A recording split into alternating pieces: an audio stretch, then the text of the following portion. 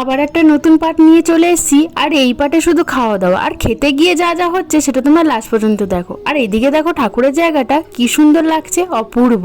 আর ফুল দিয়ে সাজানোর পরে ঠাকুরগুলোকে দেখতে অনেক সুন্দর লাগছে। আর এখন পূজা দিয়ে আমাদের সবাইকে দিয়ে দিল হচ্ছে ফুটি। এখন আমরা এই ফুটি, ঠান্ডা ঠান্ডা ফুটি দিয়ে গলাটা ভিজিয়ে নিলাম। আর এখানে বর্দি নিয়ে আসছে হচ্ছে চিকেন কষা। আনার সাথে সাথে দেখো মাংস পুরো কাড়াকাড়ি বেঁধে গেছে। তা এখানে দেখো বর্দি আমাকে খাইয়ে দিল, আর খাওয়াতে গিয়ে পুরো ঠোঁটের মধ্যেই লিপস্টিকটার মধ্যেই লাগিয়ে দিল। তাই জন্য বললো ছোট্ট করে হা করো, আমি খাইয়ে দিচ্ছি। এবার পুরো পারফেক্ট হয়েছে। এই যে খাবার দাবারগুলো চলে এসে কত সুন্দরভাবে গোলভাবে সাজিয়েছে দেখো।